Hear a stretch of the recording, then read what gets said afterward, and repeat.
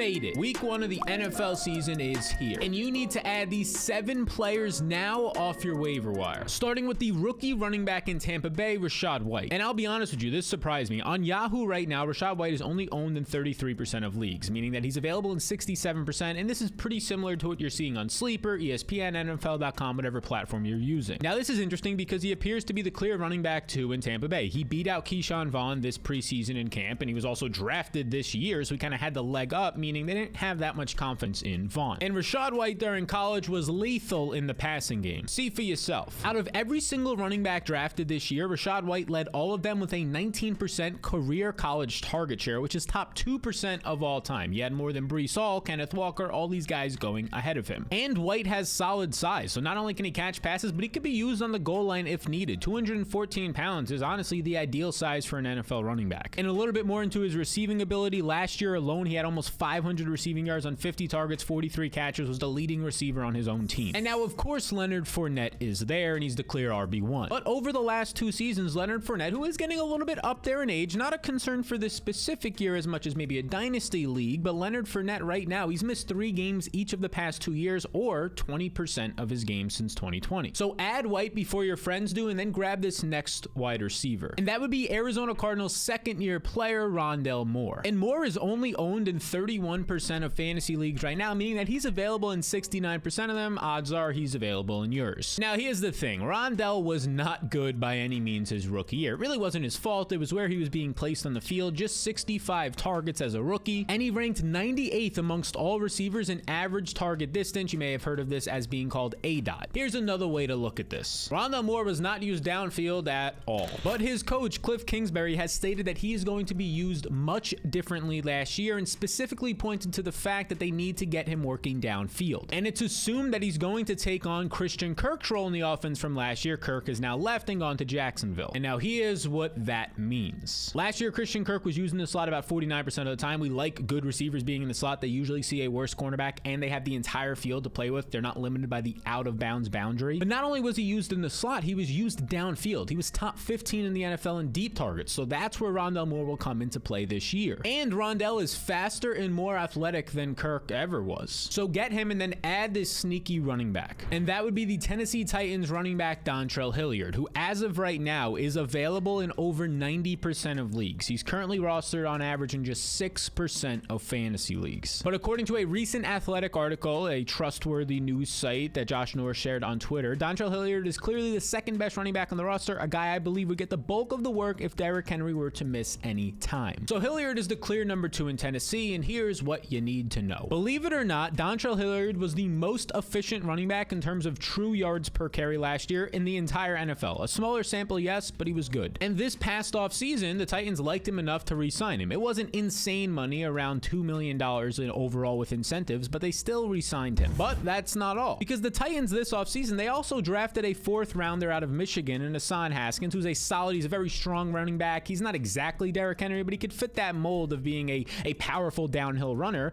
and Hilliard was able to beat him out in camp and do it pretty easily. That speaks volumes. Now, last year, once Derrick Henry got injured, Hilliard, he missed some games as well, but he took over in weeks 11 and week 12. In both of those weeks, he was a top 15 running backs in fantasy points, scoring over 16 and 18 points. And then later on in the season, after he came back from injury, he had his opportunity to take on the backfield again, so he had 3 starts, and all 3 times he finished as a top 20 running back, scoring about 17 fantasy points in that week later in the year. And now this all matters because last year alone, Derrick Henry missed 47% of the games. So grab Hilliard before he becomes a must-add, and then get this wide receiver. And this one's surprising to me. New England Patriots number 1 wide receiver, Jacoby Myers, yeah, he's currently only rostered in 38% of leagues, meaning that he's available in over 60% of fantasy leagues. And this is weird to me because just last year alone, with a rookie quarterback who's going to get better this year, Mac Jones, he was top 20 in targets, and he finished as a top 35 wide receiver in fantasy. So how is he a free agent in this many leagues? It baffles me. Plus, Myers was actually a lot better than the 35th overall wide receiver. He was very unlucky last year. The average top 36 wide receiver last year, which Myers was one of those, saw a 6% touchdown rate on average. Myers saw just a 2.4% rate, which doesn't have to really do with skill as much as just randomness and luck. And based on his usage, he was expected to score 7 touchdowns and finish as a top 15 wide receiver, yet he's on waivers in 60+% of leagues. And in my opinion, Myers is the clear number 1 in New England. I mean, he beat out Nelson Aguilar and Kendrick Bourne pretty easily for targets last year. Yes, yes, veteran Devontae Parker is there now, but he wins in different ways and is not going to be much of a volume guy as much as a red zone guy. So add Myers and then grab this next veteran wide receiver. And that's Panthers wide receiver Robbie Anderson, who is currently available in a very surprising 88% of leagues on Yahoo. For what it's worth, on Sleeper, he's available in 79% of leagues. So no matter which platform you're on, he's likely out there. And he's the clear number 2 wide receiver behind DJ Moore. I mean, they just traded for Laviska Shenault, who was like the 6th best receiver on the Jaguars. I don't expect him to make much of a difference here. He honestly might not even beat out Shi Smith in Carolina. Anderson is the clear 2 here,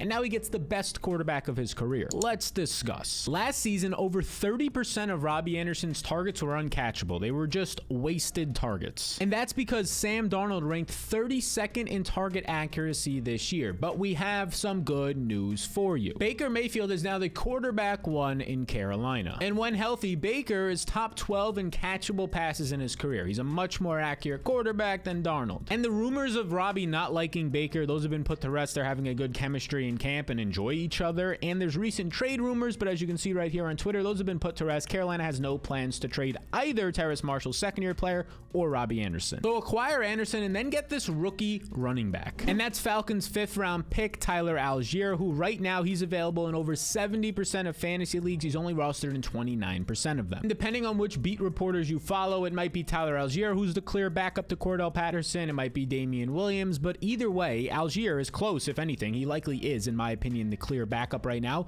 but he's been gaining traction all of camp. And he's expected to see some early down work as soon as week 1 in Atlanta, which makes sense because he shined in this exact role at BYU. Check this out. Last year, he was a top 1% college producer of all time. When you take his over 1,600 rushing yards and nearly 200 receiving yards on 28 receptions, which is solid, he had over 1,800 total yards last year. And when you add those all up, it was more than what Breece Hall had last year, who went way before him in the NFL draft and in fantasy. And Algiere has really nice size. So not only is he a good producer on early downs, but you could see him as soon as week 1 getting some red zone carries at a 221-pound frame. And right now I have Tyler Algiere as basically a top 120 player in any fantasy drafts that were happening or are still happening, which is about 3 rounds higher than the average draft position, the consensus, meaning that I have a lot of confidence in this guy. He shouldn't be on a lot of waiver wires. Now, if you'd like my top 200 for any drafts you have left, but also my weekly rankings, projection, and matchup notes every single week, plus a $20 Amazon gift card, you can get those by clicking the link in the description and following the 2 simple steps to acquire this year's Supreme Cheat Sheet, which comes with all those weekly in-season perks. And if for some reason you don't like all those perks, I'll refund the minimum deposit of just $10, and you can keep the weekly perks plus the $20 Amazon gift card. That's right, risk-free. So if you'd like to join the thousands of other people that are using all this material right now and smacking around their league mates, click the link in the description to learn more. All right, so you want to grab Algiere before he has a breakout week. Worst case scenario, you just drop him and then grab this next wide receiver. And that would be Packers wide receiver Sammy Watkins, who right now is available in over 75% of leagues, 77% of leagues to be exact. However, he has a real shot to be Aaron Rodgers' #1 receiver. Let's check out his competition. All right, you get Allen Lazard, who I think is a solid receiver, but he was 80th in wide receiver efficiency last year. His best skill set, in my opinion, is being a run blocking receiver in the running game. All right, but there's Lazard, okay. Then there's Randall Cobb, who's 30 plus years old, mainly a slot receiver, not a major threat, only 37 yards per game his last 2 years, probably more of a red zone role guy for Aaron Rodgers. And then it's just some rookies. Christian Watson, who has no full participants in camp practices at all, so he has no chemistry with Aaron Rodgers, didn't play in the preseason. And then Romeo Doubs, who had some highlights in the preseason, a couple of touchdowns, was popping off in camp, getting some hype, but he was also at the same time dropping a lot of balls, which is a big no-no. Now here's some recent news that helps Sammy Watkins. According to an Aaron Rodgers interview, he wants Lazard, Watkins, and Cobb, the veterans, the guys he actually trusts and has built-in reps with, more so than some of these rookies. He wants those guys to be starting week 1. And Rodgers and Watkins reportedly have had chemistry in camp so far, which is another positive for Sammy. So here's the deal. Worst case scenario, you add Watkins week 1, he doesn't really do anything, and you drop him. But best case scenario, week 1, he pops off and he looks like he might actually be Rodgers' #1 option for 2022. So these are 7 players you should add now before week 1 and before your friends do. And if you want to know 7 more players that you should have drafted this past year, maybe you can still get them on waivers or in trades, then watch this lovely video right here. And if you enjoyed this content, be sure to hit the subscribe button.